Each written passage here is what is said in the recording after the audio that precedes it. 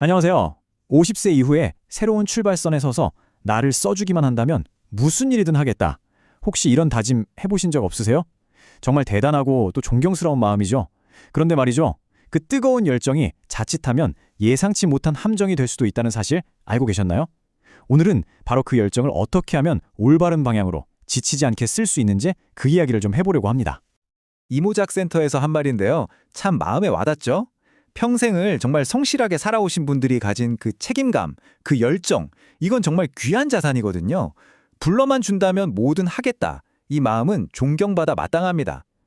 그런데 왜 그 귀한 마음을 아껴야만 한다고 했을까요? 자, 바로 이 지점에서 오늘 이야기의 핵심 질문이 나옵니다. 만약에 그 훌륭하고 고귀한 마음가짐이 오히려 나 자신을 계속 지치게 만드는 함정으로 작용하고 있다면 이건 어떻게 해야 할까요? 네, 바로 이 역설적인 상황이 오늘 우리가 함께 풀어봐야 할 숙제입니다. 첫 번째 파트입니다. 당신의 열정, 숨겨진 위험, 뭐든지 다 할 수 있다는 이 긍정적인 태도가 왜 풍부한 경험을 가진 우리 세대를 오히려 좋지 않은 일자리로 이끌 수 있는지 한번 차근차근 살펴보겠습니다. 정말 의욕적으로 새 일을 시작했다가 얼마 못 가서 완전히 지쳐서 그만두는 경우 주변에서 종종 보셨을 거예요.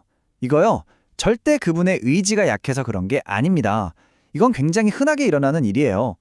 나의 뜨거운 열정이 그 열정을 지켜줄 수 없는 환경과 딱 마주쳤을 때 벌어지는 문제인 거죠. 그렇다면 구체적으로 어떤 환경이 우리를 그렇게 소진시키는 걸까요?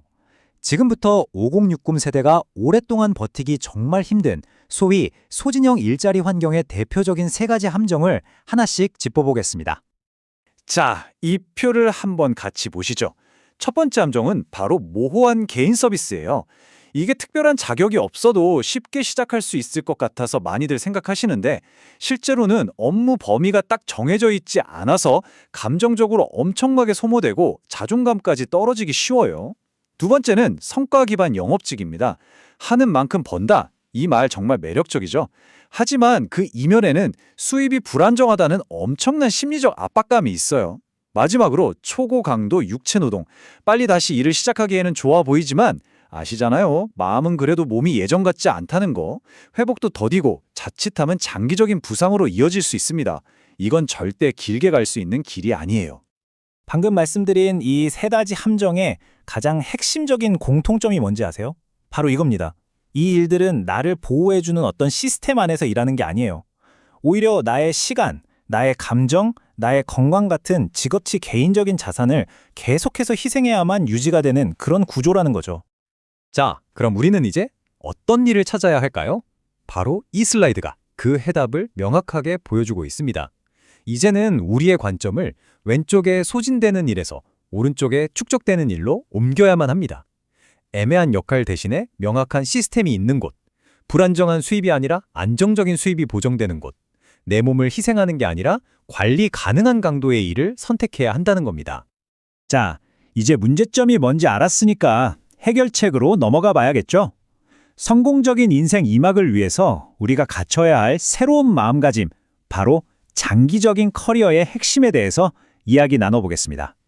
바로 이 문장입니다. 이게 해결의 핵심이에요. 인생 2막은 소모가 아니라 축적이어야 합니다.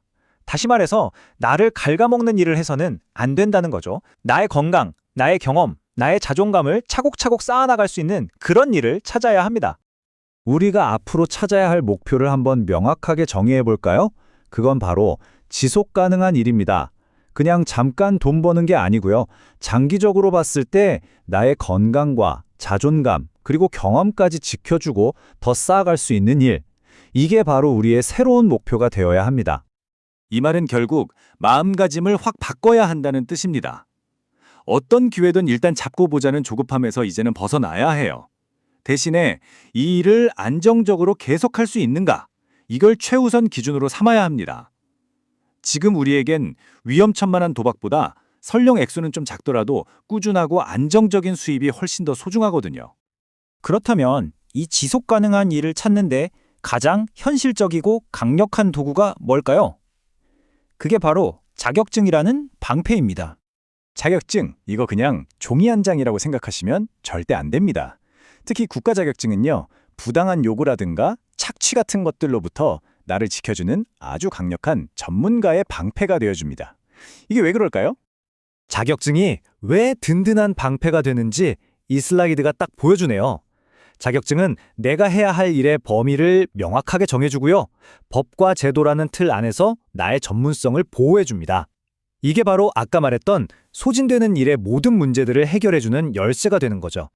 예를 들자면 요양보호사나 시설관리 같은 직업들이 바로 이런 축적되는 일에 아주 좋은 예시입니다. 이런 직업들은 국가가 인정하는 자격 시스템 안에서 돌아가기 때문에 개인의 희생에 기대는 게 아니라 시스템의 보호를 받으면서 안정적으로 경력을 쌓아갈 수가 있는 거죠. 자, 이제 오늘 나눴던 모든 이야기들을 한 번에 모아서 여러분의 성공적인 인생 2막을 위한 구체적인 행동 계획을 세워보면서 마무리해보겠습니다. 이 4가지 단계 꼭 기억해 주세요. 첫째, 일단 멈추세요. 조급하게 뛰어들지 마세요. 둘째, 꼼꼼히 분석하세요. 이 일이 과연 나를 지켜줄지 아니면 갈가먹을지 따져봐야 합니다. 셋째, 안정성을 최우선으로 두세요. 화려한 약속보다 꾸준히 갈 수 있는지가 훨씬 중요합니다. 그리고 마지막으로 도움을 청하세요. 혼자 끙끙 앓지 마시고 전문가와 함께 나에게 딱 맞는 일을 찾아보세요. 이모작 센터의 이 말이 바로 4번째 단계의 핵심을 보여줍니다. 전문가의 도움이라는 건 불필요한 위험들을 걸러내고 여러분의 그 소중한 열정이 가장 안전한 곳에서 제대로 빛날 수 있도록 도와주는 일종의 필터 역할을 하는 거예요.